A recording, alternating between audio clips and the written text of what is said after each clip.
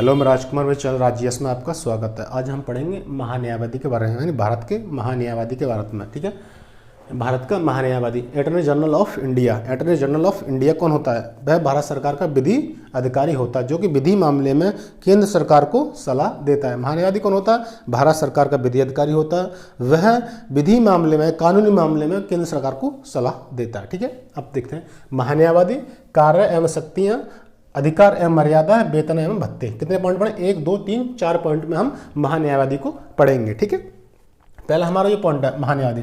संविधान के भाग 5 अनुच्छेद 76 में महान्यायवादी का वर्णन किया गया या उल्लेख किया गया। संविधान के भाग 5 अनुच्छेद 76 में महान्यायवादी के बारे में बताया गया है। ठीक है, वर्तमान में महान्यायवादी कौन है? के वेणुगोपाल वर्तमान में भारत के महान्यायवादी हैं। वर्तमान में महान्यायवादी कौन है?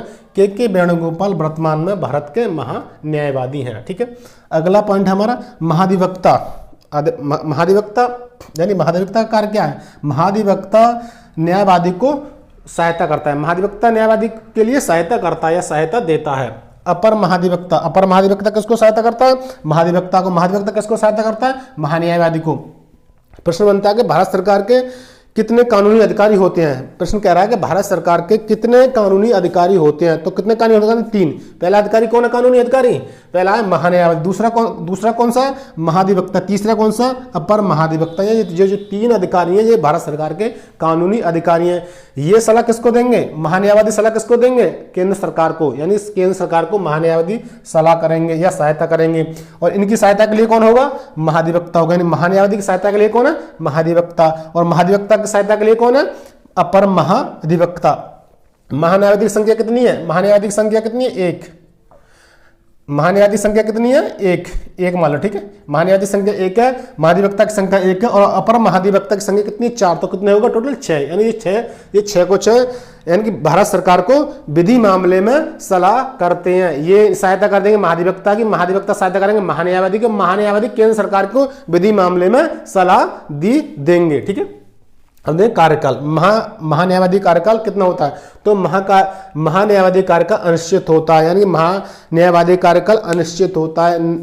ना ये 1 साल का होता है, ना ये 2 साल का होता है, ना 4 साल का होता है। यानी इसका कोई भी नहीं है कि 5 साल तक महान्यायवादी अपने पद पर रहेंगे। इनका कोई कार्यकाल नहीं है, यानी कि अनिश्चित है। इनका कार्यकाल कोई नहीं, अनिश्चित है। नियुक्ति।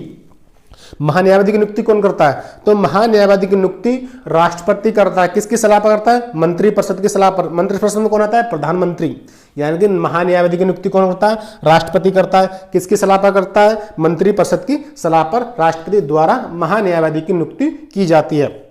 अब देखते हैं योग्यता, यानी महान्यायवादी क्या योग्यता होनी चाहिए जो भारत का महान्यायवादी बन सके। ठीक है, महान्यायवादी की योग्यता। तो महान्यायवादी की योग्यता, वह उच्चतम न्यायालय के जो योग्यता उच्चतम न्यायालय के जज की होती है, वह योग्यता महान्यायवादी की होनी चाहिए। ठीक है, इसमें देखते हैं हम, वह किसी भी उच्च न्यायालय में, जो व्यक्ति किसी भी उच्च न्यायालय में 5 वर्ष तक जज रहा हो या 10 वर्ष तक उसने वकालत की हो, वह व्यक्ति भारत का महान्यायवादी बन सकता है। यानी 5 साल या तो वह जज रहा हो किसी भी उच्च न्यायालय में, या 10 साल तक उसने वकालत की हो, तो वह व्यक्ति भारत का महान्यायवादी बन सकता है। ठीक है, अब देखते हैं कार्य एवं शक्तियां। महान्यायवादी कार्य एवं शक्तियां। ठीक है, तो पहला पॉइंट क्या है? वह भारत सरकार का विधि अधिकारी होता है। कौन? महान्यायवादी भारत सरकार का विधि अधिकारी होता है। अगला पॉइंट हम देखते हैं, वह सरकार को कानूनी सलाह देता है। केंद्र सरकार को कानूनी सलाह कौन देता है? यानी महान्यायवादी केंद्र सरकार को कानूनी सलाह देता है। अगला पॉइंट हमारा तीसरा, भारत सरकार से संबंधित सभी मामलों की उच्चतम न्यायालय में सुनवाई या पैरवी करता है। यानी महान्यायवादी भारत सरकार से संबंधित सभी मामलों की सुनवाई या पैरवी वह उच्चतम न्यायालय में करता है। कहां करता है? वह उच्चतम न्यायालय में करता है। अगला पॉइंट हमारा अनुच्छेद 143 के तहत, यानी अनुच्छेद 143 के तहत वह उच्चतम न्यायालय में भारत सरकार का प्रतिनिधित्व करता है। यानी कि महान्यायवादी अनुच्छेद 143 के तहत भारत सरकार के उच्चतम न्यायालय में प्रतिनिधित्व करता है। भारत सरकार से संबंधित उच्चतम न्यायालय में प्रतिनिधित्व करता है। क्या करता है?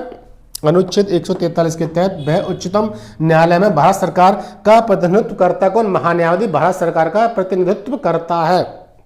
अगला पॉइंट हमारा संघ से संबंधित किसी मामले में उच्चतम न्यायालय में सुनवाई का अधिकार है। यानी कि उसे संघ से जो भी मामला संबंधित है, संघ से जो भी मामला संबंधित है उसको उच्च न्यायालय में सुनवाई का अधिकार है। यानी कि भारत सरकार, भारत देश में इतने भी हाई कोर्ट हैं उनमें सभी में वह सुनवाई कर सकता है। किस मामले की? जो मामला संघ से संबंधित है उन सभी मामलों की वह महान्यायवादी भारत के सभी उच्च न्यायालयों में सुनवाई कर सकता है या पैरवी कर सकता है।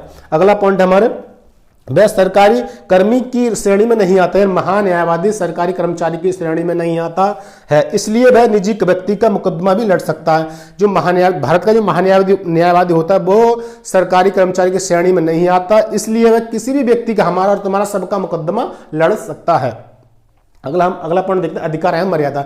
महान्यायवादी क्या क्या अधिकार है और क्या क्या मर्यादा। ठीक है, तो पहला पॉइंट है, भारत सरकार भारत की सभी अदालतों में सुनवाई का अधिकार है। यानी महान्यायवादी को भारत की सभी अदालतों में, चाहे वो छोटी अदालत हो चाहे बड़ी अदालत हो, इतनी भी अदालत भारत देश में, उन सभी में सुनवाई का अधिकार उसके पास। किसके पास? महान्यायवादी के पास भारत की सभी अदालतों में सुनवाई का अधिकार है, वो सभी में सुनवाई कर सकता है।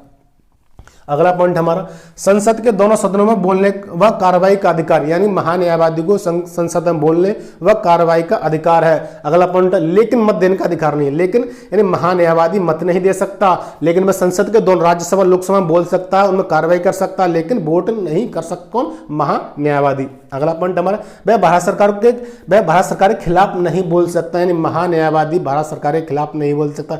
अगर वह भारत सरकार के खिलाफ बोलता है तो राष्ट्रपति उससे उसका त्यागपत्र ले लेंगे, यदि वह भारत सरकार के खिलाफ बोलेगा तो। अगला पॉइंट है, वह भारत सरकार के किसी भी मामले में टिप्पणी नहीं कर सकता। महान्यायवादी भारत सरकार के किसी मामले में टिप्पणी नहीं कर सकता। अगर वह टिप्पणी करेगा तो उसका त्यागपत्र ले लिया जाएगा। किसके सलाह पर ले लिया जाएगा? प्रधानमंत्री की सलाह पर उसका त्यागपत्र ले लिया जाएगा। ठीक है, अगला पॉइंट है, वह भारत सरकार की अनुमति के बिना किसी का आपराधिक मुकदमा नहीं लड़ सकता। यानी कि भारत का महान्यायवादी बगैर भारत सरकार के सलाह के वह किसी भी निजी व्यक्ति का आपराधिक मुकदमा नहीं लड़ सकता। अगला पॉइंट हमारी, वह किसी कंपनी के निदेशक का पद ग्रहण नहीं कर सकता। यानी महान्यायवादी अपने पद पर रहते हुए किसी भी कंपनी का निदेशक का पद ग्रहण नहीं कर सकता। अगला देखते हैं, वेतन एवं भत्ते। ठीक है, वेतन नहीं, भत्ते। हाँ, वेतन से मतलब क्या है? वेतन यानी कि महान्यायवादी को वेतन नहीं दिया जाता है। क्यों नहीं दिया जाता? क्योंकि वह भारत सरकार के सभी मामलों की पैरवी करता है और वह निजी व्यक्तियों के सही मामलों की पैरवी करता है। भारत सरकार इसलिए उसको वेतन नहीं देती, क्योंकि हमारे और तुम्हारे मामले की अगर महान्यायवादी पैरवी करेगा तो हम और तुम उसको लाखों रुपए देंगे उसकी फीस के रूप में। क्यों? क्योंकि वह हाई कोर्ट और सुप्रीम कोर्ट के जज की वैल्यू रखता है। यानी कि जो सुप्रीम कोर्ट और हाई कोर्ट के जज बनने के लिए योग्यता चाहिए वो उसके पास होती है। तो सुप्रीम कोर्ट और हाई कोर्ट में जो वकील होते हैं तो एक दिन के वे लाखों रुपए लेते हैं। अगर हम और आप उनसे महान्यायवादी अपना मुकदमा लड़ाएं तो वो एक दिन की फीस उनकी लाखों होती है सुप्रीम कोर्ट और हाई कोर्ट की। तो इसलिए उसको केंद्र सरकार उसको वेतन नहीं देती, क्योंकि वह भारत के निजी व्यक्ति का मामला लड़ता है, इसलिए उसको वेतन नहीं दिया जाता।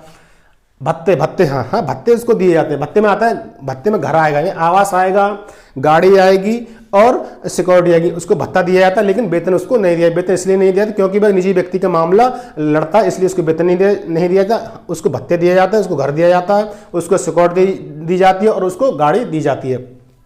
और महान्यायवादी का पदत्याग कैसे करता है? महान्यायवादी पदत्याग कैसे करता है? वो 3 तरह से पदत्याग सकता है। ठीक है, राष्ट्रपति द्वारा। अगर राष्ट्रपति चाहे कि महान्यायवादी से हमें त्यागपत्र लेना है या महान्यायवादी को हटाना है तो राष्ट्रपति उससे त्यागपत्र मांग सकता है। किससे मांग सकता है? महान्यायवादी से। यानी राष्ट्रपति महान्यायवादी से उसका त्यागपत्र मान सकता है, इसलिए उसका पद खाली होता है। तो दूसरा नंबर है त्यागपत्र द्वारा। महान्यायवादी जब चाहे तब वह राष्ट्रपति को अपना त्यागपत्र दे सकता है, क्योंकि यानी अपने पास से स्वेच्छा से अपना त्यागपत्र किसको दे सकता है? राष्ट्रपति को। अगला पॉइंट है हमारा, मंत्रिपरिषद का भंग होने से। यानी कि जब देश की मंत्रिपरिषद भंग हो जाती है तो उसका पद खाली हो जाता है। 3 तरह से उसका पद खाली होता है, राष्ट्रपति द्वारा, स्वयं त्यागपत्र द्वारा या मंत्रिपरिषद भंग होने के द्वारा उसका पद खाली हो जाता है। ठीक है, एक बार हमको देख लेते हैं फटाफट। संविधान के भाग 5 अनुच्छेद 76 में महान्यायवादी का वर्णन किया गया है। वर्तमान में के वेणुगोपाल भारत के महान्यायवादी हैं। इनकी सहायता के लिए एक महाधिवक्ता होता है और 4 अपर महाधिवक्ता होते हैं। किसकी सहायता के लिए? महान्यायवादी की।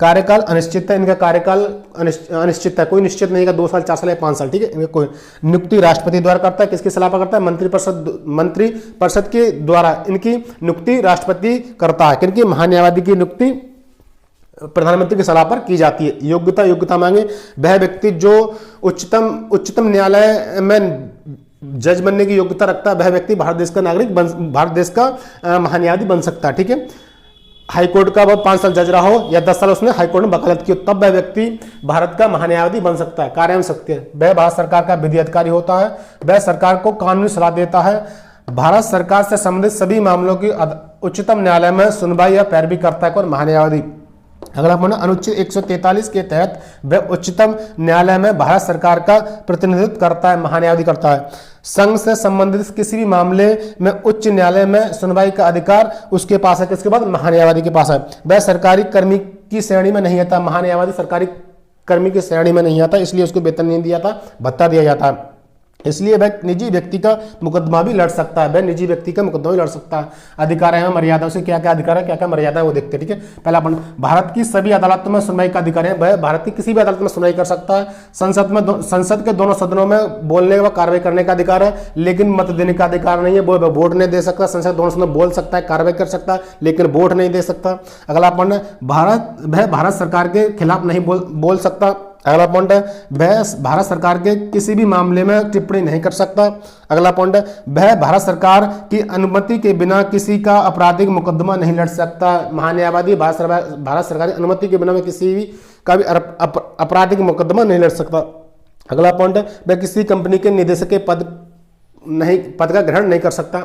वेतन है बातें, महान्यायवादी को वेतन नहीं दिया जाता क्योंकि वह भारत के निजी व्यक्तियों का मामला भी कोर्ट में लड़ता है, इसलिए उसको वेतन नहीं दिया जाता। भत्ते उसको दिया जाता है, गाड़ी दी जाती है, उसको रहने के लिए घर दिया जाता है बड़ा सा, उसको एक सिक्योरिटी दी जाती है। पदत्याग, राष्ट्रपति उससे इस्तीफा मांग सकता है, या वह अपनी इच्छा से राष्ट्रपति को इस्तीफा दे सकता है, या देश की मंत्रिपरिषद जब भंग हो जाती है तो उसका पद खाली हो जाता है। ठीक है,